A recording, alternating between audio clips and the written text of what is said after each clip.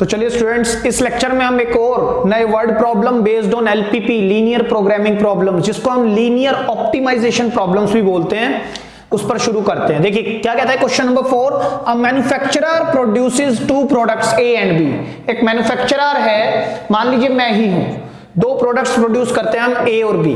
Both the products are processed on two different machines. और जो दो प्रोडक्ट है ना, ये दोनों प्रोडक्ट, इनको दो मशीन से होकर गुजरना पड़ता है। एक प्रोडक्ट बनाने के लिए उसे दो मशीन्स पर जाना पड़ेगा। जैसे मान लीजिए पेन है, ठीक है, अगर मुझे एक मार्कर बनाना है तो इस मार्कर को बनाने के लिए इसको दो मशीन से जाना पड़ेगा। नंबर 1 इसकी जो प्लास्टिक की बॉडी बनेगी, नंबर 2 जो इसका अंदर का रिफिल बनेगा। ठीक है, जब वो दोनों मशीन से निकल जाएगा तो मेरे पास एक फिनिश्ड प्रोडक्ट तैयार हो जाएगा। क्लियर हो रही है आपको ये बात? इसी तरह से एक प्रोडक्ट और बनाता है, एक मार्कर बनता है और आप मान लीजिए मार्कर को बनाने वाली इंक। क्लियर है? मैं एक मैन्युफैक्चरर हूं, एक मैं मार्कर बनाता हूं और मैं उसी के साथ इंक भी बनाता हूं। तो मेरे को मार्कर बनाने के लिए दो मशीन से निकलना पड़ता है। पहले पर इसकी जो बॉडी है, जो आउटर है, वो बनता है, दूसरे में इसकी रिफिल बनती है जो अंदर की होती है। ठीक है, इसी तरह से इसको बनाने के लिए भी दो मशीन से निकलना पड़ता है। एक तो इसकी ये शीशी बनती है, मतलब इसकी ये पूरा आउटर बनता है, ठीक है, दूसरा इसके अंदर जो इंक डाली गई है उसको रिफिल करने के लिए एक और मशीन पर जाना पड़ता है। ठीक है, ऐसे नहीं कि हाथ से रिफिल हो जाती है, उसके अंदर जो इंक भरी गई है उस पर्टिकुलर बॉटल के अंदर, ये स्मॉल बॉटल के अंदर, छोटी सी शीशी के अंदर, इसमें इंक भरने के लिए हाथ से नहीं एक और मशीन पर जाना पड़ता है जो पूरा का पूरा क्वांटिटी नाप के इसमें भर देती है। समझ पा रहे हैं आप बात? तो ये दो प्रोडक्ट हम बनाते हैं और दोनों को बनाने के लिए दो मशीन पर जाना पड़ता है। The available capacity for first machine is 12 hours. पहली जो हमारे पास जो पहली मशीन है वो ज्यादा से ज्यादा 12 घंटे चल सकती है। बात समझे नहीं समझे? चलो सर दोबारा पढ़ते हैं। The available capacity of first machine is 12 hours. मतलब जो पहली मशीन है वो 12 घंटे चल सकती है, 12 से कम चल सकती है, 12 से ज्यादा नहीं चल सकती। एट द मोस्ट है इसका मतलब। And that of second machine is 9 hours per day. इसी तरह से जो दूसरी मशीन है वो डेली 9 घंटे चल सकती है, उससे कम चल सकती है। अगर लेबर का हाफ डे है या छुट्टी है तो कम भी चल सकती है, लेकिन 9 घंटे से ऊपर नहीं जाती हो। समझ रहे हैं? उसकी कैपेसिटी है, इससे ज्यादा चलेगी तो मशीन खराब होने के चांसेस, ऐसे मान के चलेगा। ठीक है, आगे कहता है ईच यूनिट ऑफ प्रोडक्ट ए, मतलब प्रोडक्ट ए कौन था? मार्कर। एक मार्कर को बनाने के लिए उसे 3 घंटे दोनों मशीन पर लगाने पड़ते हैं। इस मार्कर को बनाने के लिए पहला इस प्रोडक्ट ए को बनाने के लिए दो मशीन से जाना है, तो मशीन ए पे भी इसको 3 घंटे बिताने हैं और मशीन बी पर भी 3 घंटे बिताने हैं। ये बात समझ आई आपको? नहीं आई? आगे क्या कहता है? Each unit of product B requires 2 hours on first machine. और जो यूनिट बी थी, प्रोडक्ट बी था, सॉरी, हमारा जो प्रोडक्ट बी था, इसको बनाने के लिए, मतलब इसके आउटर को, इसकी बॉटल को बनाने के लिए 2 घंटे तो इसको बिताने हैं फर्स्ट मशीन पर, और फिर रिफिल के लिए 1 घंटा बिताना है दूसरी मशीन पर। क्लियर है? तब ये पूरा प्रोडक्ट तैयार होगा। Each unit of product A is sold at A 7 rupee profit. और जो मार्कर जब बनके तैयार हो जाता है ना, तो मैं इसको बेच देता हूं कितने रुपए के प्रॉफिट पर? 7 रुपए के प्रॉफिट पर। That of B at a profit of ₹4। और जो मैंने प्रोडक्ट बी बनाया था, इसको मैं 4 रुपए के प्रॉफिट पर बेचता हूं। कहता है find the production level per day. बताओ प्रोडक्शन लेवल बताना है per day for maximum profit graphically. बेटा देख लो कितनी प्रैक्टिकल प्रॉब्लम है, कितनी प्रैक्टिकल प्रॉब्लम है कि मैं दो प्रोडक्ट बनाता हूं और दोनों प्रोडक्ट को बनाने के लिए दो मशीन से निकलना पड़ता है और उस प्रोडक्ट को हर मशीन पे इतना समय देना पड़ता है एवरीडे, और मेरे को कुछ प्रॉफिट भी मिलता है। तो मैं चाहता हूं वो प्रॉफिट मैक्सिमम हो जाए। तो मैं सोच रहा हूं कि कितने find the production level per day, तो मैं कितने प्रोडक्शन निकालूं on a daily basis so that my profit will be maximise. बात समझ में आई है? नहीं आई? आप खुद देख लो, ये बहुत ही प्रैक्टिकल प्रॉब्लम है। दूसरी बात ये है, it is also a manufacturing problem, है ना। पहली प्रॉब्लम जो वर्ड प्रॉब्लम मैंने ली थी वो एलोकेशन प्रॉब्लम थी, और ये क्या है? Manufacturing problem. क्लियर है ये बात? चलिए अब इसको शुरू करते हैं। तो सबसे पहले हम लेट करते हैं। लेट द मैन्युफैक्चरर, जो हमें निकालना है उसी को तो हम लेट करेंगे। Let the manufacturer produces X unit of product A, हमें पता नहीं ना कितने मार्कर बनते हैं, and y unit of product B कब बनते हैं ये, पर डे या डेली पर डे।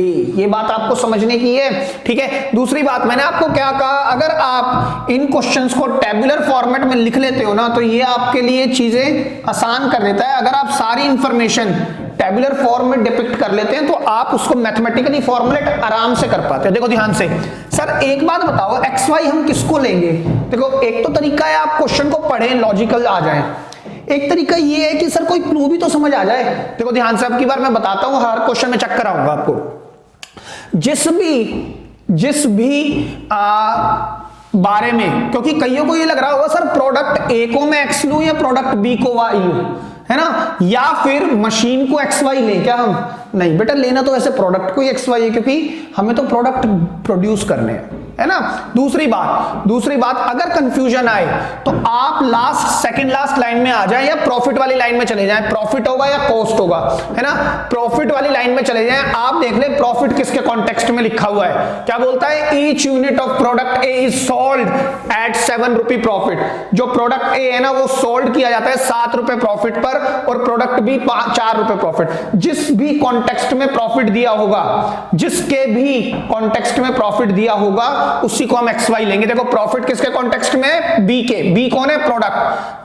प्रॉफिट यहां पर भी किसके कॉन्टेक्स्ट में, प्रोडक्ट ए, प्रोडक्ट के कॉन्टेक्स्ट में हमें प्रॉफिट दिया हुआ है तो वही हमारे एक्स वाई होंगे। आप हमेशा याद रखना, जिस भी कॉन्टेक्स्ट में प्रॉफिट या कॉस्ट दी होगी ना उसी को हम एक्स वाई लेट करेंगे हमेशा, ठीक है। तो यहां पर मैं क्या लिखने जा रहा हूं,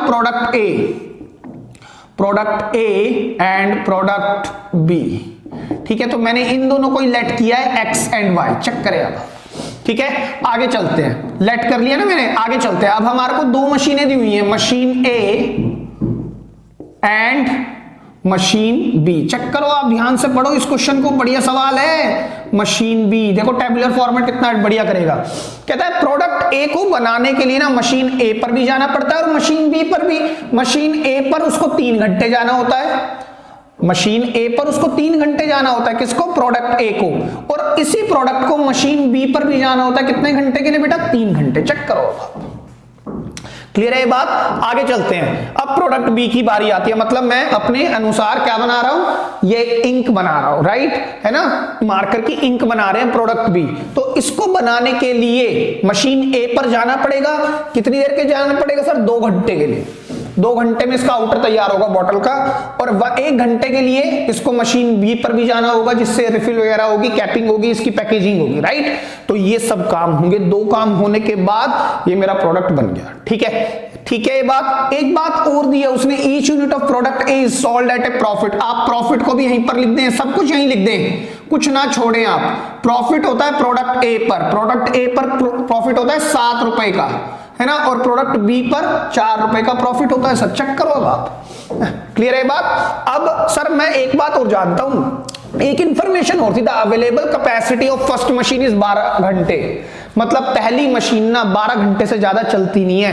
तो एक बात बताओ, चाहे प्रोडक्ट ए बनाना है वो भी मशीन ए पर आएगा, प्रोडक्ट बी बनाना है उसको भी मशीन ए पर आना है, लेकिन ये दोनों मिला के भी कितने भी घंटे लगा दें सर, लेकिन पर डे 12 घंटे से ज्यादा चलेगी नहीं है, ठीक है। इसी तरह से मशीन बी पर प्रोडक्ट ए को भी आना है और मशीन बी पर प्रोडक्ट ए को भी आना है और बी को भी आना है, लेकिन ये चलेगी कितने घंटे सर, मैक्सिमम 9 घंटे, इससे ज्यादा ये मशीन चलेगी नहीं। ये बात समझने की है।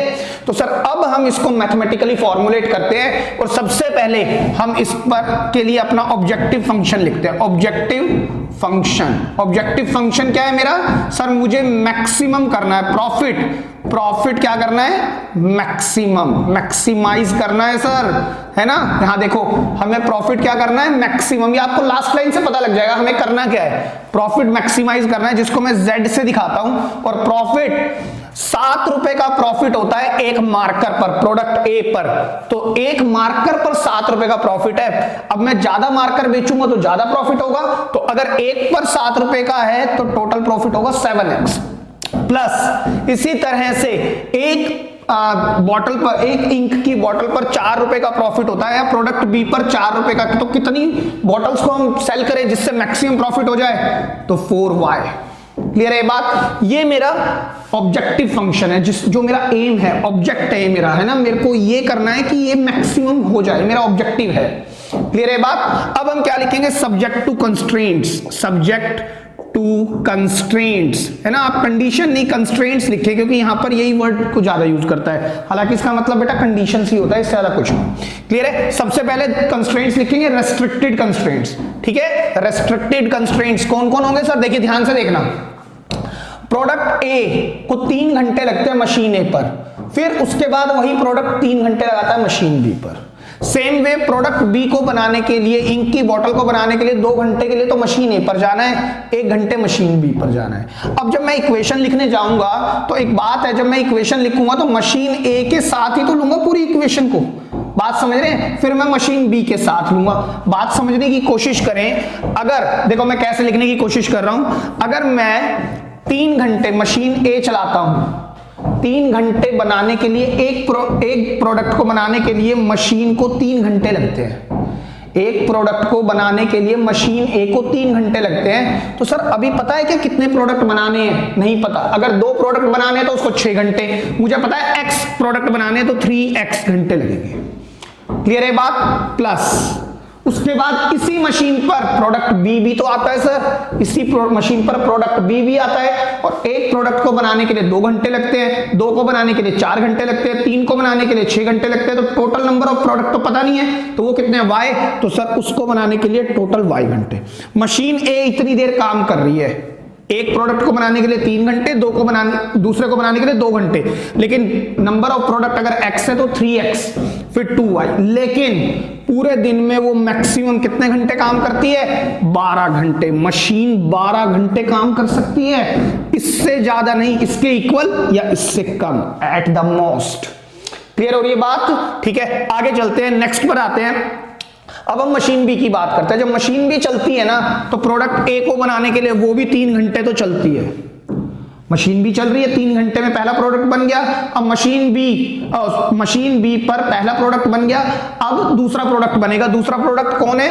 जो भी है उसको बनाने के लिए उसे 1 घंटा और चाहिए, तो सर मैं निकाल लो 1 घंटा इसको और दे देते हैं, तो ये भी टोटल 9 घंटे चल सकती है। तो ये जो कंस्ट्रेंट्स है ना, हमारा रेस्ट्रिक्टेड कंस्ट्रेंट है, इससे ज्यादा नहीं हो सकता, यही होगा इनइक्वालिटी जो एक हाफ प्लेन को दिखा रहा है। ठीक है, रेस्ट्रिक्टेड कंस्ट्रेंट। और मैं अगर इसको बढ़िया लिखना चाहूं तो ये कौन से कंस्ट्रेंट है? ये बेसिकली ना इस मशीन के कंस्ट्रेंट है, मतलब मशीन पर कंडीशन है, मशीन इससे ज्यादा नहीं चल सकती।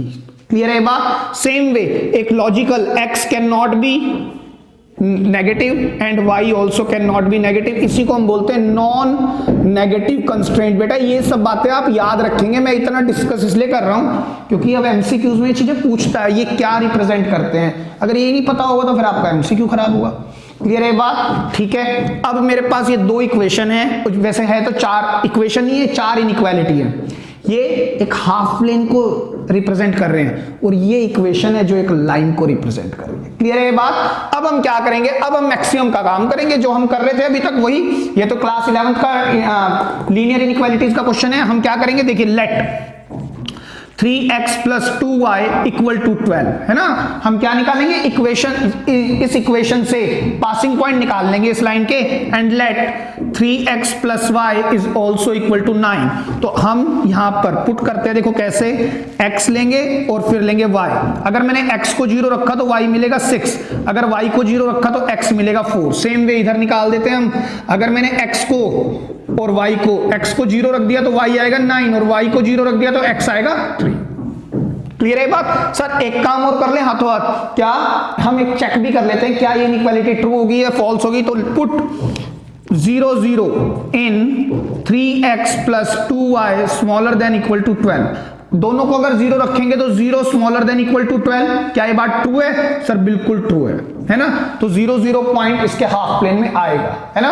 जो शेडेड पोर्शन होगा टूवर्ड्स ओरिजिन होगा। सेम वे यहां पर पुट 0, 0 इन 3x + y ≤ 9। अगर मैंने 0 + 0 0 आएगा, 0 ≤ 9। सर ये भी बात बिल्कुल ट्रू है। तो मेरे पास दोनों पॉइंट आ गए। अब देखो मैं यहां पर इसका वो बनाता हूं, क्या ग्राफ बनाते हैं। देखिए ग्राफ बनाने के लिए ना मैं ये सोच रहा हूं, चलो मैं यहीं बनाता हूं, थोड़ा खुले में बनाता हूं, फिर मैं इसको रब करके काम करूंगा। देखो ध्यान से देखना, ध्यान से देखने की कोशिश करें। ये 0 हो गया, ये 1 2 3 4 5 6 7 8 एंड 9 है ना। नेगेटिव तो कोई है ही नहीं नंबर, एक आधा नंबर फिर भी यहां पर -1 ले लेते हैं और इधर भी ले लेते हैं -1। ये 1 है, 2 3 4 5 6 7, ये पर डे हटा रहा हूं बेटा मैं, आपको आ ही गया होगा तो वीडियो के अंदर, आप ध्यान रखना इसका। ये 9, ठीक है। अब आप मेरी बात दोबारा सुनें। x 0,6 होगा सर ये पॉइंट, 4,0 ये पॉइंट होगा, राइट। अगर मैं इसको मैच करा देता हूं तो ये लाइन मेरे पास बनेगी, और ये लाइन है 3x + 2y = 12। चेक करें आप, ठीक है। अच्छा आगे चलते हैं। 3x + y = 9, 0,9 सर ये पॉइंट है ना, और 3,0 sir this will be this point. अगर मैं इनको मैच कराता हूं तो वो ये बनेगा, और इसकी इक्वेशन जो होगी वो होगी 3x + y = 9 होगी ना, और इसकी इक्वेशन हमने ले ली है। अब हम इसके जो ये प्लेन्स देखते हैं कि अगर मैं पहले इस वाली लाइन 3x + 2y = 12 पर 2 है 0 पॉइंट, 3x + 2y पर अगर ट्रू है तो जो हमारा शेडेड पोर्शन होगा वो इस लाइन के लिए इस तरफ होगा। चेक करो आप, क्लियर है बात। टूवर्ड्स ओरिजिन मतलब ये सारा पोर्शन आएगा इस प्लेन, इस लाइन का इस तरफ का सारा, है ना, इस लाइन के इस तरफ का हाफ प्लेन पूरा आएगा। लेकिन सर यहां तो हम आएंगे नहीं because of non negative constraints this condition, right. अच्छा हम आगे चलते हैं। 3x + y = 9, देखिए ध्यान से, 3x + y = 9, ये वाले पर भी अगर मैं इस लाइन की बात करता हूं तो इसके लिए भी 0 पॉइंट बिल्कुल ट्रू है, तो सर ये इधर देगी। अब मुझे कौन सा पोर्शन लेना होता है, कॉमन पोर्शन। तो सर यहां पर ये वाली लाइन नहीं आ रही और यहां पर ये वाली लाइन नहीं आ रही, तो सर इनको तो हटाओ। तो कॉमन पोर्शन क्या होगा सर, ये वाला होगा जिसको मैं शेड कर रहा हूं। चेक करो अब आप, चेक करो ध्यान से चेक करो, जिसको मैंने शेड किया है। क्लियर है ये बात, ठीक है। तो अगर मैं इस पॉइंट को कह दूं A, जो मेरे पास है 0,6, इस पॉइंट को हम ले लेते हैं B। अब ये पॉइंट निकालना पड़ेगा हमारे को। ये पॉइंट हमारे पास है C जिसका नाम है 3,0 और एक ये पॉइंट है O 0,0, ठीक है। अब आप देखिए ये जो पोर्शन है मेरा कौन सा रीजन है सर, फीजिबल रीजन है ना, बिकॉज आप यहां लिख देंगे बिकॉज रीजन A या शेडेड रीजन है ना, shaded region because shaded reason AOCB is the feasible के साथ साथ सर ये तो बाउंडेड भी है, बाउंडेड रीजन है ना, फीजिबल बाउंडेड रीजन है कौन, AOCB। ये बात समझ में आ रही है। तो सर जो इसके अंदर पॉइंट आएंगे ना वो सब फीजिबल पॉइंट होंगे, यानी कि इसके अंदर आने वाले सारे पॉइंट क्या कहलाएंगे, फीजिबल पॉइंट कहलाएंगे। फीजिबल पॉइंट का मतलब क्या होगा सर, दोबारा बता रहा हूं मैं, इसके अंदर आने वाले जितने भी पॉइंट होंगे वो इन इनइक्वालिटीज को सेटिस्फाई करेंगे। चेक कराऊं फिर से एक पॉइंट, कोई भी पॉइंट ले लो, ये ले लेते हैं 2,0 या ये ले लो सर 0,3, हर बार एक्स एक्सिस से दिखाते हो, इस बार यहां से देख लेते हैं 0,3। चेक करो 0, ये तो 0 हो जाएगा है ना, एक्स कोऑर्डिनेट तो हर बार 0 हो जाएगा। 0 6 छोटा है 12 से, बिल्कुल ठीक है, नहीं तो यहां रख लो 0 और 6, 0 और 6 देगा, 6 छोटा है 12 से, यस है ना। फिर यहां रखो 0 + 3 छोटा है 9 से, ये भी बात ट्रू है। अच्छा सर यहां देखें 0 बड़ा तो नहीं है लेकिन इक्वल तो है, तो ये भी बात ठीक है। 3 बड़ा तो है इक्वल नहीं है तो 0 से, ये भी बात ट्रू है। चेक कर रहे हैं आप। तो ये सब पॉइंट, ये सारा का सारा जो फिजिबल रीजन है ये मुझे फिजिबल पॉइंट्स देगा। कौन से होंगे वो फिजिबल पॉइंट्स, जो इन सभी की सभी इनइक्वालिटीज को सेटिस्फाई करेंगे। क्लियर है बात। अच्छा सर मेरे को लेकिन फिजिबल पॉइंट तो पता लग गए, अब मुझे चाहिए optimal point. I would need optimal point. Optimal point मतलब ऐसा पॉइंट इस रीजन में से ऐसा पॉइंट जो मेरे फंक्शन को मैक्सिमम कर दे। और मैंने आपको क्या कहा था, यही चीज बस आपके कोर्स में मिसिंग है कि मैं इसकी डेरिवेशन नहीं बता सकता अभी आपको, लेकिन आप ये याद रखेंगे जो भी शेडेड पोर्शन होगा वेदर इट इज बाउंडेड और अनबाउंडेड, आपने कॉर्नर पॉइंट्स को ही चेक करना है, सिर्फ कॉर्नर पॉइंट्स। तो वो कौन कौन से, ये एक ये और 0 को भी मैं इस तरह से कर देता हूं। चेक करें, बस इन्हीं को चेक करना है, इन्हीं कॉर्नर पॉइंट्स पे।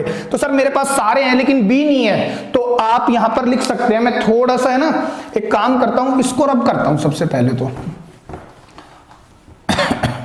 या इक्वेशन, चलो मैं ना ये बात आपको समझ में आ गई होगी, वरना लिख लेना आप इसको, मैं इधर ही कर देता हूं। देखो ध्यान से देखना, देखिए बिकॉज मेरे को चाहिए to find point B which is an intersection point.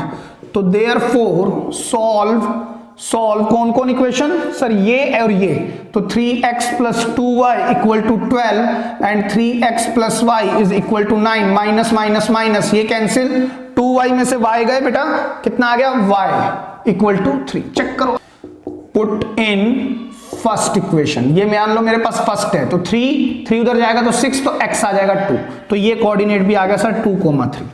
Clear है बात? अब हम क्या करेंगे, अब हम इसको पुट कर देंगे इन सभी पॉइंट्स को, तो बिकॉज आप दोबारा लिख सकते हैं shaded region AOCB is the bounded feasible region, है ना, बाउंडेड फिजिबल रीजन।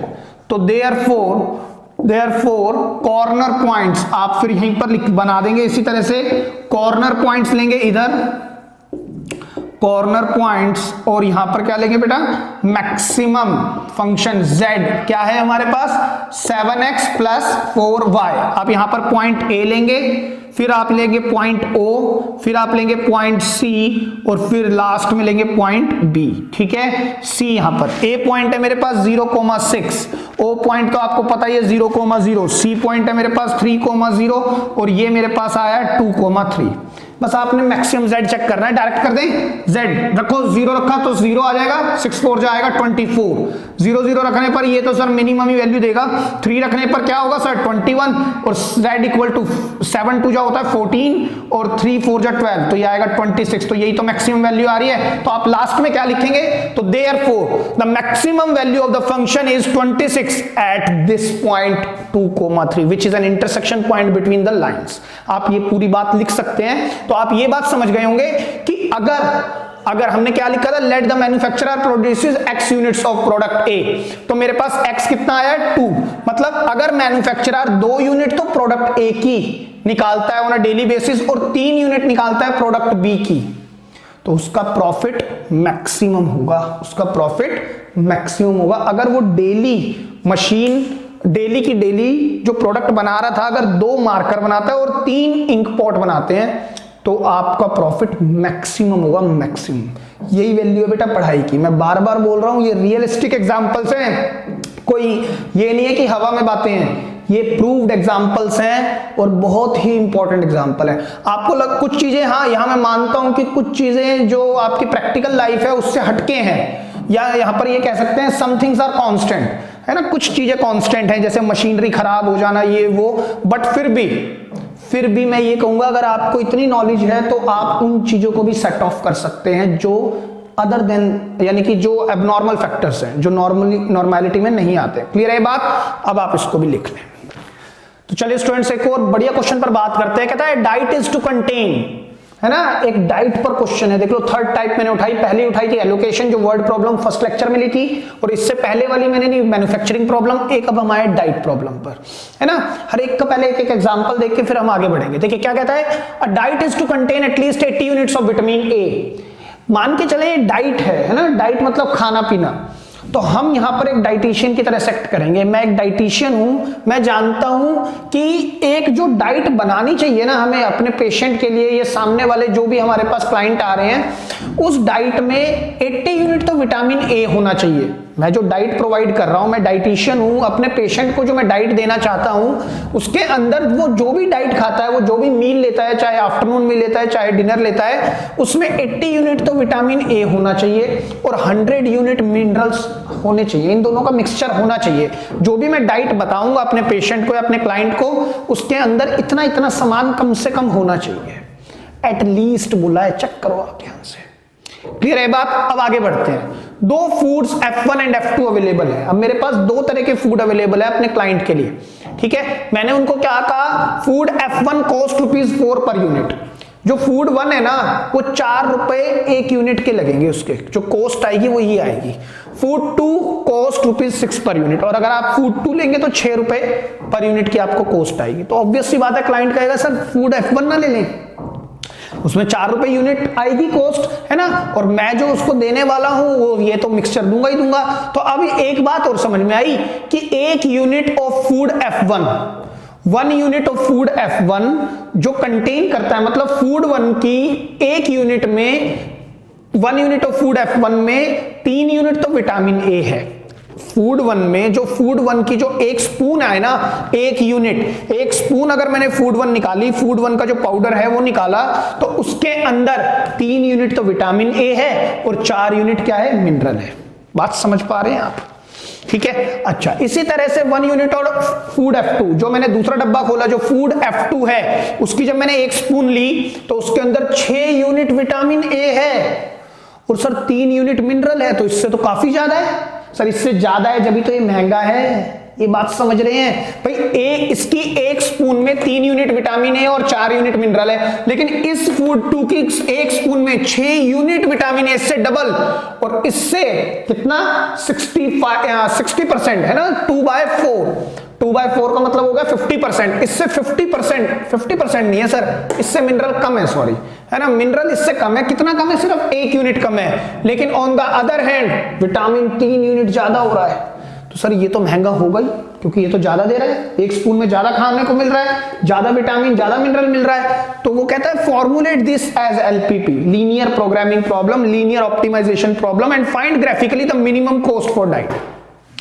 अब वो ये कहता है कि यार ये तो बात ठीक है, फूड F1 इतने का है, फूड F2 इतने का है, और एक फूड में इतना इतना विटामिन और मिनरल का मिक्सचर है। वो कहता है भाई कुछ ऐसा काम करो जिससे कि कॉस्ट कम से कम हो जाए।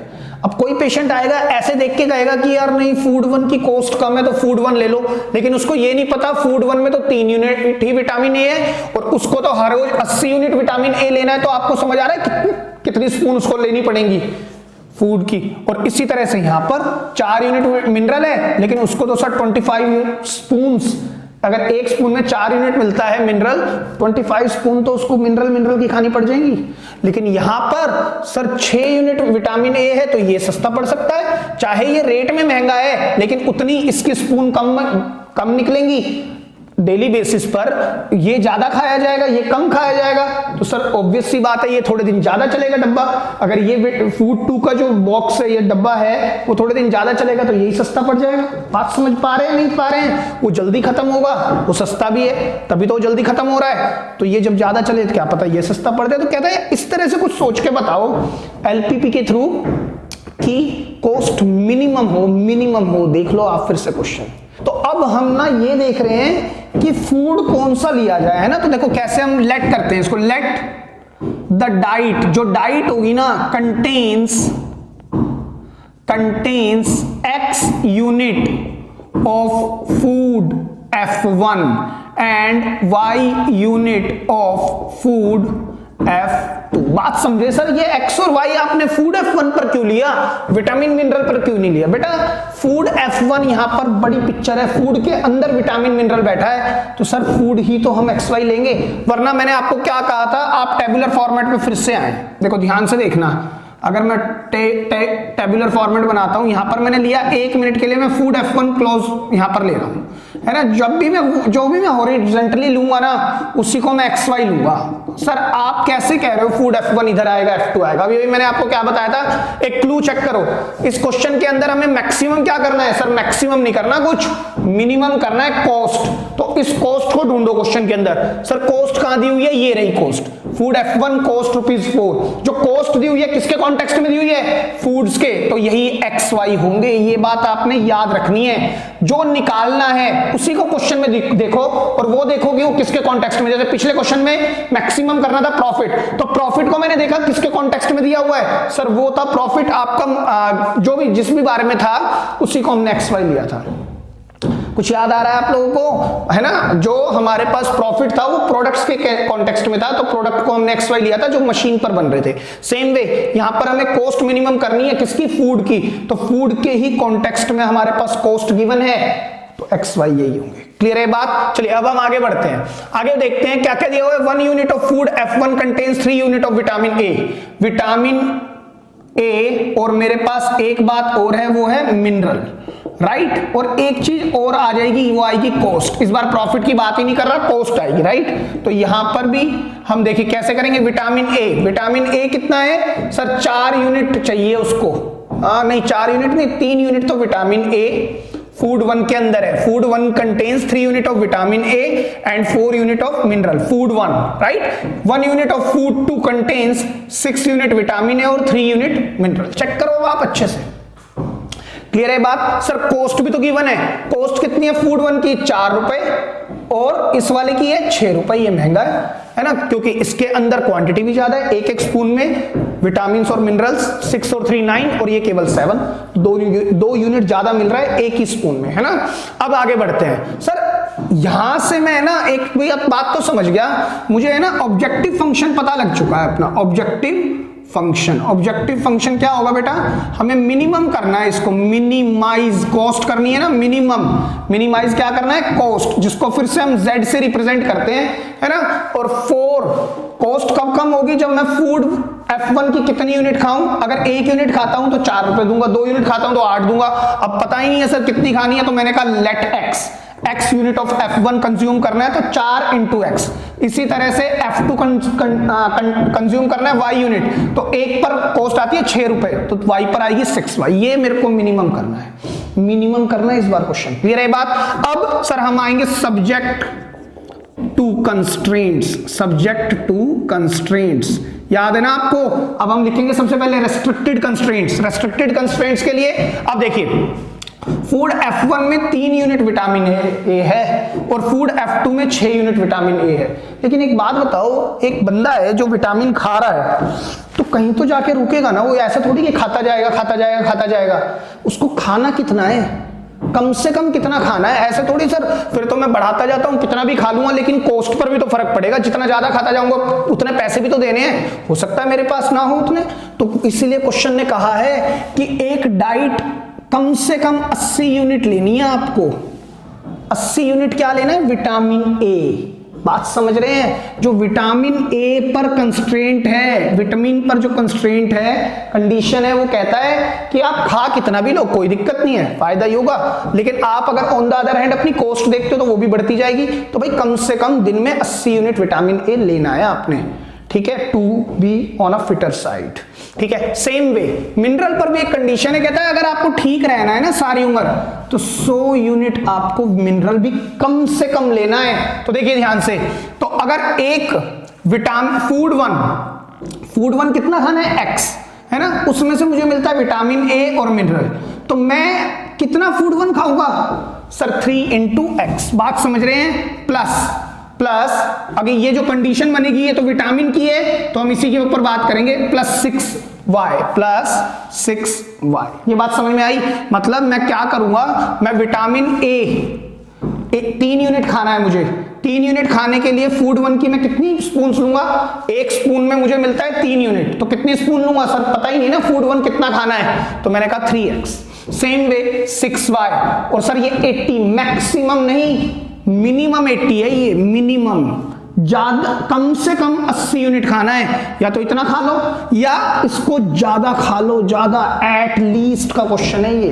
ठीक है, ये सब बातें हमने 11th में ही पढ़ ली थी ये लीनियर इनइक्वालिटीज में। सेम वे अब मैं मिनरल्स पर बात करूं, जो कंस्ट्रेंट है वो मिनरल का है 4 इंटू एक्स। अब आप समझ ही गए होंगे क्या होगा ये, 4x प्लस 3y, और कम से कम मेरे को ये भी 100 यूनिट लेना है। ये मेरे रेस्ट्रिक्टेड कंस्ट्रेंट है, RC लिख रहा हूं जिसको, और x greater than equal to 0 and y greater than equal to 0, ये मेरा नॉन नेगेटिव कंस्ट्रेंट है।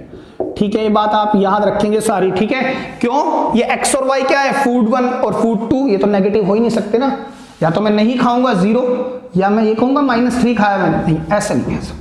तो ये कॉमन सेंस है, हर बार आपको लिखना है। ठीक है, ये इंपॉर्टेंट भी है। तो अब सबसे पहले हम क्या करेंगे सर, इन दो लाइनों से, इन दो हाफ प्लेन से मैं इक्वेशन ऑफ लाइन को लूंगा, तो let 3x plus 6y equal to 80। Same way let 4x plus 3y is equal to 100। तो मैं यहां से पासिंग पॉइंट निकालता हूं। कैसे सर? मान लीजिए मैंने ये लिया x और y और यहां पर भी मैंने ये, तो यहां पर देखिए ध्यान से, अगर मैं x को 0 ले लूं तो x को मैं 0 लूंगा तो y आ जाएगा 80/6। तो सर चलो ऐसे ही कर लेते हैं, x को मैंने अगर 0 लिया तो y आएगा 80/6। 80/6 का मतलब हो गया 40/3। ठीक है, अगर मैंने y को 0 लिया तो ये आएगा 80/3। चेक करो अब आप, क्लियर है बात? ठीक है, चलिए आगे बढ़ते हैं और हम इस पर भी बात करते हैं। अब मैं यहां पर भी x और y कुछ लेता हूं। अगर मैंने x को 0 लिया तो ये y आएगा 100/3। अगर x को 0 लिया तो y आ गया 100/3 और अगर मैंने y को 0 ले लिया तो x आ जाएगा 25। चेक कर लो आप अच्छे से। ठीक है, अब सर हम इसकी टेस्टिंग भी कर लेते हैं ना, तो पुट कर देते हैं पॉइंट कौन सा 0 0 in 3x plus 6y smaller than equal to 80। तो 0 क्या बड़ा होगा 80 से? सर ये बात फॉल्स है। Same way put 0,0 in 4x plus 3y greater than equal to 100। तो क्या 0 बड़ा होगा 100 से? सर ये भी बात बिल्कुल गलत है, फॉल्स है। चेक कर लो आप अच्छे से। क्लियर है बात सभी को? ठीक है, ये बात आपने याद रखनी है, दोनों बातें गलत है। क्लियर है? अब हम क्या बनाएंगे सर? अब हम ग्राफ बनाने की कोशिश करते हैं। देखिए ध्यान से, ये है 0। ठीक है, अच्छा सर ये 80/3 और 100/3 आ रहे हैं, तो 40/3 होता है लगभग 13.3 और 80/3 होगा लगभग 27, है ना? और ये हो गया 33 के आसपास और ये हो गया 13 के आसपास, राइट? तो हम एक काम करते हैं, 5-5 के गैप पे बना लेते हैं। ये ले लिया मैंने 5, फिर ले लेते हैं 10, फिर 15, 20, 25, 30 और एक और ले लेते हैं 35, राइट? है ना? x तो 25 तक ही जा रहा है वैसे। ये 0, ये 5 ले लिया मैंने, फिर से 10, 15, 20, 25, 30 और एक और ले लेते हैं विच इज 35। चेक करो। ठीक है, अब सर सबसे पहले इस लाइन को लेते हैं 0 40/3। 40/3 का मतलब होता है लगभग 13, तो 0 13 आएगा समवेयर हियर। ठीक है, आप इस पॉइंट को लिख लेंगे बाद में। ये 80/3 होता है लगभग 27,0, तो 27 विल लाई हियर समवेयर, है ना? तो सर अगर मैं इन दोनों को मिला दूं तो देखो ये मेरे पास लाइन की इक्वेशन आएगी और इस लाइन की इक्वेशन को मैं यहीं पर लिख देता हूं, which is 3x plus 6y is equal to 80। ठीक है, इनइक्वालिटी नहीं लगानी, ये लाइन बनाई है मैंने, लाइन बनाई है। ये जो लाइन है ना, लाइन से कब बनेगी? जब मैं इक्वल टू लेके चलूंगा। अगर मैंने इनइक्वालिटी ले ली ना बेटा यहां, तो ये हाफ प्लेन बनेगा। अब ये नहीं पता उधर बनाना इधर बनाना, अभी नहीं बात करते। अब इसकी बारी है 0 और 33, 0 और 33 will be somewhere here. Check करो। ठीक है, 25,0, 25 ये हो गया। ठीक है, तो अगर मैं इसको मीट कराता हूं तो ये लाइन ये होगी। तो ये जो हमारे पास आएगा ये वाली लाइन, इसका नाम है 4x plus 3y equal to 100। Check कर लो आप। ठीक है, अब हम है ना प्लेन देखते हैं किस तरफ ये प्लेन सेटिस्फाई करेगा, इस तरफ या उस तरफ। तो देखिए ये वाले 0 0 हमने रखा था इस लाइन के लिए, 0 0 ये पॉइंट फॉल्स आया तो मतलब इस तरफ रीजन नहीं आएगा सर, रीजन आएगा इस तरफ। चेक करो अब आप, इस तरफ रीजन होगा। ठीक है, अब इसकी भी बात करते हैं 0 0, तो सर ये पॉइंट भी फॉल्स हो गया, मतलब ये लाइन के लिए ये पॉइंट फॉल्स है तो ये रीजन नहीं होगा, ऊपर की तरफ रीजन होगा ये वाला। चेक करो अब आप फिर से, ये और इसके नीचे है ना, लाइन के नीचे। लेकिन सर हमें इन दोनों का कॉमन पोर्शन चाहिए, तो लाइन के ऊपर ये पोर्शन हमारा कॉमन होगा, ये पोर्शन पूरा कॉमन होगा हमारा। क्लियर हो रही है आपको बात? किस तरह से आप देखेंगे तो सर इसकी तो बात ही खत्म हो गई। तो जो हमारा जो इस बार रीजन आया है उसका एक पॉइंट तो ये रहा, एक पॉइंट हमारे पास ये है, ये पॉइंट हमारा क्या था 25 से बड़ा, 25 से बड़ा हमारे पास आ रहा था ये, तो 80/3,0, 80/3,0 और ये पॉइंट हमारे पास था 33, 0,33 मतलब 0,100/3। चेक करें आप। ठीक है, ये दो पॉइंट तो आ गए। अब ध्यान से देखना फिर से, मेरे को ये पता है ये जो मेरा रीजन है ना, ये बाउंडेड नहीं है, अनबाउंडेड रीजन है, बिकॉज ये पॉइंट डाल दें फिर से हम ए, इसको ले लेते हैं ई और इसको ले लेते हैं सी। तो because shaded region AEC is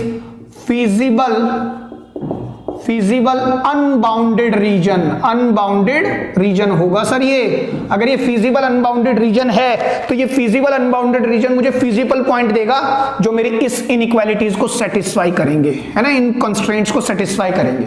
check कराएं, कोई फिर से पॉइंट रखें एक बार। ये ले लेते हैं 30,0, है ना, इस जो शेडेड पोर्शन है उसी से लेंगे 33,0। तो सर ये y तो 0 हो जाएंगे, ये 30 इंटू 30 लिया ना, 30 इंटू 3 90 बड़ा होगा 80 से, 30 इंटू 4 120 ये भी बड़ा होगा, 30 बड़ा होगा 0 से, और यहां पर तो 0 रखना है, 0 बड़ा तो नहीं होगा लेकिन इक्वल होगा। तो सारी इनइक्वालिटी सेटिस्फाई कर रहे हैं, वो पॉइंट सबको सेटिस्फाई करेगा, वही तो इंटरसेक्शन कहलाएगा, तो वो इंटरसेक्शन है। क्लियर है बात? तो यहां से मुझे क्या मिलने वाले हैं sir? Feasible point. But out of these feasible point I would want, मेरे को क्या चाहिए सर? ऑप्टिमल पॉइंट चाहिए। ऑप्टिमल पॉइंट जो मेरे फंक्शन की वैल्यू, फिजिबल पॉइंट्स में से भी वो पॉइंट चाहिए जो मेरे फंक्शन की वैल्यू को मिनिमम कर दे। तो मिनिमम करने के लिए मैंने आपको क्या कहा था? कॉर्नर पॉइंट्स पर काम करेंगे, ठीक है। तो कॉर्नर पॉइंट्स, है ना, मैं 1 मिनट के लिए फिर से इसी को रब कर देता हूं यहां पर से। ये बात आप समझ गए होंगे अच्छे से कि मैं क्या कहने की कोशिश कर रहा हूं। अब फिर से हम कॉर्नर पॉइंट पर ही काम करेंगे। कॉर्नर पॉइंट, इसको भी मैं हटा रहा हूं बेटा, ये बात आप याद रखेंगे, सारी चीजें लिख देंगे आप लोग, ठीक है। तो ऑप्टिमल पॉइंट निकालने के लिए हम, या मिनिमम वैल्यू ऑफ z निकालने के लिए हम कॉर्नर पॉइंट्स पर काम करेंगे। बिकॉज अब आप टेबल बनाएं, डायरेक्ट टेबल बनाएंगे, यहां पर लिखेंगे कॉर्नर पॉइंट्स, है ना सर। एक चीज रह गई, वो भी बात कर लेते हैं अभी। Minimum z equal to 4x plus 6y। Sir कौन कौन से पॉइंट्स पर काम करना है? पॉइंट A आपने एक बताया, पॉइंट E बताया और पॉइंट C बताया। पॉइंट A पता है विच इज 0,100/3 और ये 80/3,0। लेकिन sir point E is the point of intersection between these two lines, है ना। तो इनको सॉल्व करना पड़ेगा। तो इनको सॉल्व करने के लिए मैं एक काम करता हूं, मैं इधर सॉल्व करता हूं। मेरे पास लाइन की इक्वेशन है 3x plus 6y equal to 80, 4x plus 3y is equal to 100, right. अगर मैं इनको आपस में मल्टीप्लाई करा दूं तो ये होगा 12x, 4 से मल्टीप्लाई तो 24y इक्वल टू 4 इंटू 80 होगा 320। फिर से 3 से इससे कराएंगे 12x, 9y and 300, minus minus minus, right. तो ये कैंसिल, 24 में से 9 गए, कितना आएगा सर? 15y equal to 20। तो y आ गया 5 4 जा 5 3 जा, तो 4/3। अगर मैं इसको पुट कर दूं उठा के इन फर्स्ट, मतलब फर्स्ट मान लो ये ले लिया मैंने, तो 4/3 मतलब 24/3। 80 माइनस 24/3, 80 माइनस 24/3, 240 में से 24 जाएंगे तो 216 अपॉन में 3 और ये x इंटू में 3, तो 9 आ गया। तो 216, 9 तो नहीं कटेगा लेकिन हाँ ये हो सकता है 3 इंटू 3, तो ये कैसे 3 7 जा 3 2 जा 324 जा, पूरा ही कट गया सर। तो ये आ गया 24,4/3। ये जो कॉर्नर पॉइंट आएगा दिस विल बी 24,4/3। तो ये पॉइंट आ गया सर 24,4/3। क्लियर है ये बात? अब हम मिनिमम पॉइंट निकालते हैं। रखो यहाँ पर, 0 रखने से कोई फायदा नहीं है। आ गया z इक्वल टू 600/3। चेक करो आप, z will be equal to 24 into 4 होता है 96 और ये हो गया 24/3, right. Will be equal to 96 into 3 हो गए 18 27 28 एंड 24, 8 और 4 12, 1 11 और 3 312/3। सर 80/3 इंटू दिस, ये होगा 80 इंटू 4 320/3। ठीक है, मैंने ना, मैं चाहूं तो बेटा डिवाइड बाय 3 भी कर सकता हूं। देखो ये 200 दे देगा, लेकिन यहां पर पॉइंट आएंगे और आपको देखते ही पता लग रहा है इनमें मिनिमम वैल्यू क्या है। भाई फ्रैक्शन दोनों तीनों का सेम है तो आप उसको इग्नोर कर सकते हैं। तो आप सिर्फ न्यूमरेटर देखें, डिनोमिनेटर को आप इग्नोर करें। ये 320, ये 312, ये 600, तो सर मिनिमम कॉस्ट ये होगी। अगेन एक इंटरसेक्शन पॉइंट होगा तो आप लिख सकते हैं the minimum value for the function z will B this eight point this which is a point of intersection. But आप क्या लिखेंगे, मैं इसको यहां लिख के दिखाता हूं। देखिए ध्यान से देखना, मैं यहां पर करता हूं। देखिए आप लिखेंगे because the minimum value of z will be, कितनी आई है sir? 312/3 at point E which is 24,4/3 is the point of intersection, है ना, ऑफ इंटरसेक्शन। ये भी बात आप लिखना चाहें लिख सकते हैं, बट या बट ही लिखें, but the region, the feasible region is unbounded. Feasible region कैसा है सर? अनबाउंडेड है। तो हमें एक्स्ट्रा करना है, तो आप लिखेंगे is there any value exist below than this और नॉट। तो इसके लिए तो देयरफॉर 4x + 6y क्या इससे कम आ सकता है? कम मतलब ये स्टैक इनइक्वालिटी लगानी है, स्ट्रिक्ट नहीं, इक्वल टू का साइन नहीं आएगा। अब लेट करेंगे आप इसको, इससे एक लाइन ड्रॉ करेंगे, 4x + 6y = 312/3। 3 को इधर प्लेस कर दें, 12x + 18y = 312। तो अब आप ये किसी से कैंसिल होगा, हाँ सर, डिवाइड बाय 3 जा रहा है, देखो डिवाइड बाय 3, तो ये आ गया फिर से 4x प्लस, वैसे यही कट जाता, मैंने एवं लिया, चलो 4x + 6y = 10, 3 10 जा 1, 3 4 जा 12, चेक करो अब, और भी जाएगा ये 2 से भी, डिवाइड बाय फर्दर 2 कर दो आप, तो 2x + 3y = 52। आसान हो जाएगा बेटा, लाइन खींचना और कुछ नहीं है। तो अगर मैं लाइन लेता हूं, देखो ध्यान से, मैं इधर ही लाइन बनाता हूं, ये x लिया, ये y लिया, तो अगर मैंने x को 0 रख दिया तो y होगा 52/3, y हो गया सर 52/3, और अगर मैंने y को 0 रख दिया तो x होगा 26। तो देखो लाइन बनाते हैं, 52/3 विल बी इक्वल टू लगभग 17, है ना, तो 0,17 समवेयर हियर, है ना। सेम वे 26,0 इन दोनों के बीच में, ये 27 देगा, ये 25, तो यहां से लाइन आएगी। तो हो सकता है point E is the point of intersection उनके भी बीच का। ये तो व्हाइट बोर्ड है ना, मैं तो अंदाजे से ही बना सकता हूं। तो ये लाइन होगी, देखो ध्यान से, ये वाली लाइन, क्लियर है बात।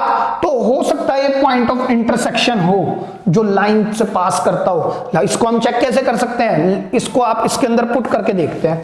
तो 24 और 4/3, 24 × 2 48, और 4/3 आप रख देंगे तो 3 × 4/3 कैंसिल कर दो, 48 और 4 52। तो यस, जो ये पॉइंट होगा ये भी इसी लाइन पर बैठा है, पॉइंट ऑफ इंटरसेक्शन होगा। क्लियर हो रही है बात आपको दोबारा से? तो अब हमें ये देखना है इस तरफ लेना है या इस तरफ। तो अब हम चेक करने के लिए, देखो मैं इधर ही लिख रहा हूं, देखो ध्यान से, पुट करेंगे point 0,0 in inequality this 4x + 6y। अच्छा, इसको यहीं पर कट कर दूं, 3 10 जा और 4 जा, तो 4x + 6y = 104। तो देखिए ध्यान से देखना, 4x + 6y = 104। अगर मैंने 0 0 रखा तो 0 स्मॉलर 104 से, तो आप कहेंगे यस इट इज ट्रू। तो जो इसके लिए रीजन बनेगा वो ये बनेगा 0 0 वाला, राइट। ये कौन सा रीजन बनेगा? 0 0। अब सर, अब हमें क्या देखना है कि अगर ये लाइन, ये वाला जो रीजन, बिकॉज यहां पे लिख दें हम, बिकॉज दिस रीजन, बिकॉज यहां पर लिख देता हूं बिकॉज दिस रीजन, आप अलग लिखेंगे लेकिन बिकॉज दिस रीजन एंड ये वाला region, feasible region, has no common point, कोई भी कॉमन पॉइंट नहीं है, कोई भी कॉमन पॉइंट नहीं है। तो therefore minimum value of z will be कितनी सर? 104। इसको भी यहां पर कट कर, ये भी 104, ये 312, ये तो नहीं कट होगा, ये हो जाएगा, राइट, ये हो गई 104, और ये भी कट कर देना आप 200, लास्ट में कट कर देना बेशक, ठीक है। तो 104 होगी, विल बी 104 एट पॉइंट कौन सा? E, जो पॉइंट है 24,4/3। आई होप आपको समझ में आ गया होगा। इस तरह का क्वेश्चन मैंने पहले कंस्ट्रेंट्स लेके भी इसलिए किया था कि आपको समझ में आ जाए। अच्छा, आपको फिर मैं बता रहा हूं, सर ये पॉइंट मुझे कॉमन दिख रहा है, आप कह रहे हो इस रीजन में और इस रीजन में कोई पॉइंट कॉमन नहीं है, ये पॉइंट ई है ना। लेकिन मैं एक बात और कह रहा हूं, ये तो लाइन ही नहीं है, ये वाली तो लाइन है ही नहीं। इस लाइन पर जितने भी पॉइंट आएंगे ना, वो इस इनइक्वालिटी को सेटिस्फाई नहीं करेंगे। आप रख के देख लो, इस लाइन पर कौन पॉइंट आ रहा है? ये वाला आ रहा है ना, 24,4/3। आप यहां रखोगे ना तो ये भी 104 आ जाएगा, और 104 से छोटा नहीं होता। लाइन कंसीडर नहीं होगी, डार्क लाइंस कंसीडर की जाती है हमेशा। तो बेटा अगर मैं इसको कंक्लूड करूं ना इस क्वेश्चन को, तो वो ये कह रहा है फाइनली कि उसको 24 यूनिट तो फूड F1 लेना चाहिए, फूड F1 से 24 यूनिट डेली खानी है उसको, और 4/3 यूनिट उसको फूड F2 से खानी है। क्लियर है बात? 24 यूनिट तो फूड F1 की लेनी है, और 4/3 यूनिट फूड F2 की लेनी है। तो उसकी जो कॉस्ट होगी ना, वो सबसे कम होगी, वो होगी 104 रुपीज। बात समझ पा रहे हैं? नहीं आ रही है समझ? अगर वो इतनी यूनिट फूड से, यानी कि अकॉर्डिंग कॉरस्पॉन्डिंग फूड से लेगा कि 24 यूनिट फूड F1 से और इतनी यूनिट फूड F2 से, तो जिसकी कॉस्ट होगी वो सबसे कम होगी, 104 रुपए उसको देने पड़ेंगे। क्लियर है? अब आप इसको लिख लें। तो चलिए स्टूडेंट्स एक और क्वेश्चन पर बात करते हैं। क्वेश्चन नंबर 6 है ना, कहता है a cooperative society of farmers, एक कोऑपरेटिव सोसाइटी है फार्मर्स की जिनके पास 50 हेक्टेयर ऑफ लैंड है to grow 2 crops A and B।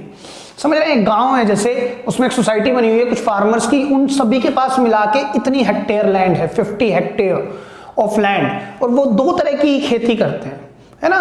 क्यों करते हैं सर? ये तो बहुत चीजें हैं, वेदर पर डिपेंड करता है, मिट्टी पर डिपेंड करता है, पानी भी, अगर पानी ही नहीं है आसपास तो बहुत सारी खेतियां वैसे ही नहीं हो सकती, बहुत सारे प्रोडक्शन या क्रॉप वैसे ही नहीं बोई जा सकती, है ना। तो 2 तरह की क्रॉप बोते हैं, बस हमारे को ये पता है। तो profit from crop A and crop B per hectare are estimated as rupees this and this. Crop A बोने पर 1 हेक्टेयर में इतना प्रॉफिट आता है और दूसरे में इतना आता है। फिर से ये बात आई कि टू कंट्रोल वीड्स, वीड्स समझते हैं ना आप, साइंस का वर्ड है वीड्स, क्या होते हैं? अनवांटेड प्लांट्स, है ना, अनरिक्वायर्ड प्लांट्स, जिनको हम हिंदी में जंगली पौधे भी बोलते हैं। उनको कंट्रोल करने के लिए एक liquid herbicide has to be used, कुछ पेस्टिसाइड्स हर्बिसाइड्स का यूज करना पड़ता है for crop A and B at the rate of 20 litre and 10 litre per hectare. समझ रहे हैं आप बात? क्रॉप ए के लिए इतना हर्बिसाइड चाहिए और क्रॉप बी के लिए इतना हर्बिसाइड चाहिए 1 हेक्टेयर लैंड पे। तो क्रॉप बी पर कम क्या हर्बिसाइड चाहिए। तो आगे क्या कहता है? Further not more than 800 litre of herbicide should be used in order to protect fish and wild life. बिल्कुल ठीक बात है भाई, बड़ी सीधी सी बात है, हर्बिसाइड कोई घर में तो बनता नहीं है, लाओगे तो आप केमिकल है ना, एक लाओगे किसी शॉप से लेके आओगे तो आपको पैसे तो देने पड़ेंगे। सर 2 बात है, अगर मैं बात करूं वाइल्ड लाइफ या फिर फिश पॉन्ड की, तो बात समझें बेटा, मैं अपने फील्ड में हर्बिसाइड का उतना ही इस्तेमाल करता ठीक लगता हूं जितना जरूरी है। अगर उससे ज्यादा करूंगा ना तो उससे जो वाइल्ड लाइफ है या जो फिश है, जैसे कि आप क्या करते हैं, मान लीजिए अपने फील्ड के अंदर आपने हर्बिसाइड डाल दिया, एक मात्रा से ज्यादा डाल दिया, तो किसी समय पर जब आपने पानी डाला तो पानी का ड्रेनेज तो होता है भाई, ये तो है नहीं सारा पानी फील्ड ही पी जाएगा। कभी कभी ऐसा होता है पानी एक एक्सेस मात्रा में फील्ड में भर जाता है, या फिर ड्यूरिंग रेनी सीजन आपने हर्बिसाइड डाल दिए थे और रेनी सीजन में बारिश खूब हुई दब के, तो बारिश होने की वजह से जो पानी है वो कहीं ना कहीं जमीन के नीचे भी जा रहा है, और अगर उसका ड्रेनेज सिस्टम है तो वो पॉन्ड में भी जा रहा है, जहां पर दुनिया भर के जानवर होते हैं, फिश और वाइल्ड लाइफ बैक्टीरियाज होते हैं, उनके मरने का खतरा रहता है। क्लियर है बात? तो एक मात्रा से ऊपर हर्बिसाइड्स हमें यूज नहीं करने चाहिए, पेस्टिसाइड्स यूज नहीं करने चाहिए अपने किसी भी जो आप फील्ड वगैरह या फिर अपने लॉन्स वगैरह में ज्यादा यूज नहीं करने चाहिए। लेकिन सर ऐसे तो इंसान रुकेगा नहीं, हाँ ये जरूर पता है वो तो खर्चा होगा लेके आने में, हर्बिसाइड कुछ कॉस्ट लेगा, हाँ तो सर वो अपने आप ही कम छिड़केंगे। क्यों कम छिड़केंगे? क्योंकि उन्हें पता है कि इसको लाने में खर्चा भी होना है, तो कम छिड़को, जितनी जरूरत है उतना लगाओ, उतना ही स्प्रे करो, क्योंकि इस पर एक खर्च आता है हर्बिसाइड्स पर। क्लियर है बात? तो वो अपने आप ही कम स्प्रे करेंगे इसको। How much land should be allocated to each crop. उसके बाद क्या कहता है? कितनी लैंड एलोकेट की जाए हर एक क्रॉप के लिए, क्रॉप ए और क्रॉप बी के लिए, so as to maximize the total profit, form an LPP and solve it graphically. बार बार वही चीज पूछ रहा है ना। और सर ये क्वेश्चन एलोकेशन से रिलेटेड है, चेक कर लो एलोकेशन किस तरह से हम लैंड का एलोकेशन करेंगे। तो हम इसको इसी तरह लेके चलते हैं, let the X hectare of land, है ना, बी यूज्ड या allocated to crop A and Y hectare of land allocated to crop B. बात समझ पा रहे हैं आप? ठीक है सर, फिर से हम टेबुलर फॉर्मेट बना लें, वो इजी पड़ता है ना, टेबल बना लेते हैं। देखो ध्यान से देखना, अगर मैं एक टेबल बनाता हूं तो यहां पर मैं क्या लूंगा सर, यहां पर मैं वो चीजें लूंगा जो मुझे निकालना है। मुझे निकालना क्या है? मैक्सिमम प्रॉफिट करना है। और प्रॉफिट किस कॉन्टेक्स्ट में दिया हुआ है सर? क्रॉप ए और क्रॉप बी के कॉन्टेक्स्ट में। तो मैं यहां पर क्रॉप ए लूंगा और क्रॉप बी लूंगा। अगर आपको डाउट रहता है तो आप ऐसे चेक कर सकते हैं। और मैंने लेट किसको किया है? देख लो, क्रॉप ए और बी कोई एक्स वाई लिया है, ये आप पहले टेबल बना के सोच सकते हैं, या इस तरह से सोच के भी एक्स वाई को आप लेट कर सकते हैं, अगर एक्स वाई लेट करने में ही दिक्कत आती है तो, है ना।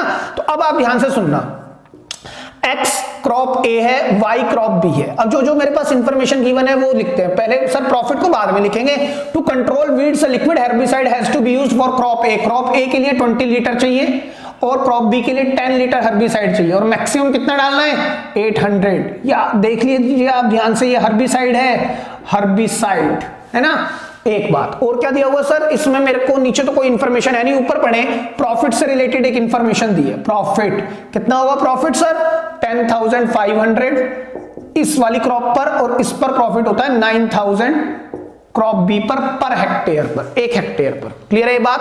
अच्छा सर एक इक्वेशन और दिखनी चाहिए क्योंकि 2 इक्वेशन के बिना हम शेडेड पोर्शन निकलेगा कैसे, बात समझे। एक इक्वेशन से जो है ना निकल तो जाएगा, लेकिन हमारे यहाँ कम से कम भी 2 इक्वेशन होगी या 2 से ज्यादा होंगी। आपके लेवल पर 2 से ज्यादा ही होंगी या 2 होंगी, कम से कम 2 तो देगा ही देगा। तो देखिए दोबारा पढ़े क्वेश्चन को। Cooperative society of farmer has 50 hectare of land. Total land कितनी है 50 हेक्टेयर। मतलब जो क्रॉप्स जो बोई जाएंगी, क्रॉप्स को जो सो किया जाएगा वो 50 हेक्टेयर में किया जाएगा। तो इन दोनों का सम 50 है, इसको मैंने x माना है, इसको y, तो इन दोनों का सम कितना है सर 50। अब मैं क्वेश्चन को स्टार्ट कर सकता हूं। मैं क्या करूंगा 10, या फिर आप सिंपल लिख सकते हैं। अगर मैं इसको मैथमेटिकली फॉर्मुलेट करता हूं तो जो मेरा ऑब्जेक्टिव फंक्शन होगा, ऑब्जेक्टिव फंक्शन जिसको मुझे क्या करना है मैक्सिमम करना है, maximise the profit. Profit function है ना मेरा, मैक्सिमम जो ऑब्जेक्टिव फंक्शन है z है ना। सर मैं जानता हूं कि x यानी कि एक हेक्टेयर लैंड पर जो प्रॉफिट आता है वो इतना आता है। तो कितनी हेक्टेयर लैंड में क्रॉप बोनी है सर x हेक्टेयर लैंड में, तो 10,500x प्लस 9,000y, ये मेरा प्रॉफिट फंक्शन बनेगा। ठीक है, अब सब्जेक्ट टू कंस्ट्रेंट्स मैं STC करके लिख रहा हूं यहां पर इस बार। तो देखिए क्या क्या होंगे, मैं जानता हूं x प्लस वाई 50। मतलब देखिए ध्यान से समझना, क्रॉप ए को मैंने x हेक्टेयर में और क्रॉप बी को मैंने y हेक्टेयर में डालना है। ये दोनों मिला के 50 हेक्टेयर हैं। आप ये बताओ कि इन दोनों क्रॉप को मैं 50 हेक्टेयर में बो सकता हूं, सो कर सकता हूं, 50 से कम में कर सकता हूं, लेकिन 50 से ज्यादा ले सकता हूं? बिल्कुल नहीं ले सकता। तो सर एट द मोस्ट, इससे ज्यादा लैंड ही नहीं है हमारे पास। समझ रहे हैं आप बात को? ये एक लैंड कंस्ट्रेंट बना है, लैंड पर एक कंडीशन है। इसी तरह हर्बिसाइड्स पर भी कंडीशन है। कहता है हर्बिसाइड जो आप छिड़केंगे ना 1 हेक्टेयर में, 1 हेक्टेयर पे जो हर्बिसाइड आपको डालना है वो 20 लीटर डालना है क्रॉप ए के लिए। क्रॉप ए के लिए 1 हेक्टेयर में आपने 20 लीटर डालना है। तो क्रॉप ए कितने हेक्टेयर में बोई जा रही है सर x हेक्टेयर में, तो 20x प्लस इसी तरह से 10 लीटर हर्बिसाइड डालना है क्रॉप बी में, है ना, तो 10y। और ज्यादा से ज्यादा हर्बिसाइड्स आपको 800 लीटर ही डालना है। इससे ज्यादा डालोगे तो it may hurt the wild life sanctuary and all, है ना, वाइल्ड लाइफ को खत्म करेगा, फिशिंग वगैरह को दिक्कत आएगी। ये मेरे कंस्ट्रेंट्स हैं, रेस्ट्रिक्टेड कंस्ट्रेंट्स। और एक बात और, एक्स वाई दोनों ग्रेटर देन इक्वल टू 0, ये मेरे नॉन नेगेटिव कंस्ट्रेंट्स हैं। मैं बार बार लिखता हूं इनको, आप याद रखेंगे नॉन नेगेटिव कंस्ट्रेंट्स, AINTS, और ये मेरे रेस्ट्रिक्टेड कंस्ट्रेंट्स। फिर से सर मैं क्या करूंगा, लाइन बनाऊंगा। लाइन बनाने के लिए इस प्लेन को या लेट करेंगे हम x plus y equal to 50। Same way इसको भी लेट करेंगे हम 20x plus 10y equal to 800। और अगर मैं डिवाइड कर दूं 10 से 2x plus y equal to 80, है ना। अब थोड़ा इजी हो जाएगा इसलिए मैंने इसको ऐसे किया। तो यहां पर देखिए x 0, तो यहां पर x लेना है ना पहले, तो हमें x और फिर y। अगर x को 0 लिया तो y आएगा 50, और y को 0 लिया तो x आएगा 50, है ना सर। थोड़े बड़े बड़े आ रहे हैं, कोई बात नहीं। यहां पर भी इसी तरह से x y, अगर मैंने x को 0 लिया तो y आएगा 80, और अगर मैंने y को 0 ले लिया तो x कितना आएगा सर 40। चेक करो आप ध्यान से, क्लियर है बात। अब सर एक काम और कर लेते हैं, इनकी टेस्टिंग भी कर लेते हैं। तो पुट करते हैं 0,0 in x plus y smaller than equal to 50। तो 0, दोनों 0 0 रखे तो 0 छोटा होगा 50 से, यस, तो ये बात आ गई ट्रू। अब यहां पर भी पुट करेंगे आप क्या, 0,0 in 2x plus y smaller than equal to 80। तो 0 क्या छोटा होगा 80 से, तो सर ये बात भी बिल्कुल ट्रू है। चेक कर लो आप, तो अगर ये दोनों बार ट्रू हैं तो 0 0 की तरफ हाफ प्लेन बनेगा मेरा। तो सर पहले प्लेन ही बनाते हैं। तो देखो ध्यान से, अगर मैं यहां पर देखिए ये 0 लेते हैं, अच्छा कितने गैप पे ले हम सर 20 20 की गैप पे ले लेते हैं, है ना, ये भी काम कर जाएगा। देखो 20 40 60 80 एंड 100, यहां भी ले लो 20 का स्केल ले लेते हैं, 40 60 80 एंड 100, ठीक है। तो पहले इस लाइन को ड्रॉ करते हैं, 0 50 इज समवेयर हियर और 50,0 समवेयर हियर। तो इन दोनों को मैं मिला दूं तो ये लाइन बनेगी मेरी, जिसको मैंने डार्क कर दिया, ठीक है। थोड़ा सा समझने की कोशिश करें, ये है x + y = 50। सेम वे इस वाली इक्वेशन को देखते हैं, 0,80 और 40,0 सर ये पॉइंट। तो ये अगर मैं इसको मैच करा दूं तो ये लाइन बनेगी मेरे पास 2x + y = 80। अगेन सर इस वाली लाइन के लिए 0 0 ट्रू दे रहा था तो ये इधर आएगी। सेम वे इस वाली लाइन के लिए भी 0 0 ट्रू था, तो मतलब ये वाला प्लेन लेना है, और इन दोनों का कॉमन प्लेन तो सर यही दिख रहा है मुझे, चेक करो आप ध्यान से, यही तो दिख रहा है सर, इन दोनों का कॉमन प्लेन। देखो देखो ध्यान से देखो, चेक करें अच्छे से, चेक करें आप अच्छे से चेक करें। तो सर ये जो रीजन होगा, this is point A point मेरे पास कितना है 0,50, है ना, और ये पॉइंट मेरे पास कितना है, एक पॉइंट ले लेते हैं बी, ये एक ले लेते हैं सी, ये है 40,0 और ये पॉइंट हो गया मेरे पास ओ 0,0। तो आप यहां पर लिख सकते हैं बिकॉज द शेडेड रीजन कौन सा है वो, ए बी सी एंड ओ मैं ऐसे लिख रहा हूं, is the feasible bounded reason, है ना, ये मेरा फिजिबल बाउंडेड रीजन होगा, ये ऐसा रीजन होगा जो मुझे सभी फिजिबल पॉइंट देगा। अगेन ये वाले जितने भी पॉइंट होंगे मेरी इन चारों इनइक्वालिटीज को सेटिस्फाई करेंगे, है ना, बार बार रखने की जरूरत नहीं है, लेकिन आप ध्यान रखेंगे और एक बार तो आप जरूर चेक करेंगे जब अपना एग्जाम देंगे। दूसरी बात, ये जो पॉइंट है सर मेरे को क्या निकालना है, मुझे इसमें से फिजिबल पॉइंट में से भी मुझे फिजिबल पॉइंट तो मुझे देगा ये पोर्शन, है ना, ये it will give me a feasible point, but I am looking at the optimal point. मुझे ऑप्टिमल पॉइंट चाहिए सर, ऑप्टिमल पॉइंट मतलब इस रीजन का वो पॉइंट जो मेरे फंक्शन को मैक्सिमम ले जाए, तो वो तो सर कॉर्नर पॉइंट ही है। तो for that particular purpose we will make the corner point stable here, ठीक है।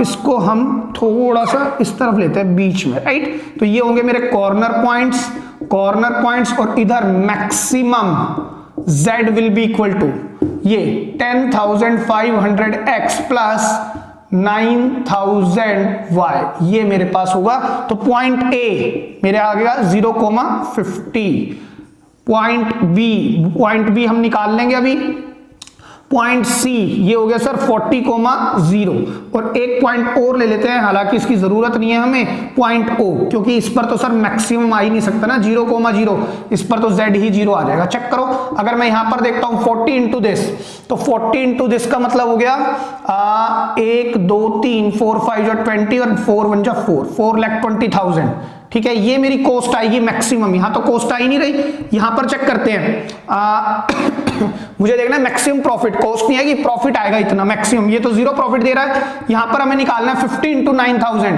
तो ये कितना आएगा 50 इंटू 9 हो गया 45, उसके बाद 1 2 3 4, तो ये 4,50,000 का प्रॉफिट आ रहा है, यहां से 4,20,000 का आ रहा है। अब 4 पॉइंट बी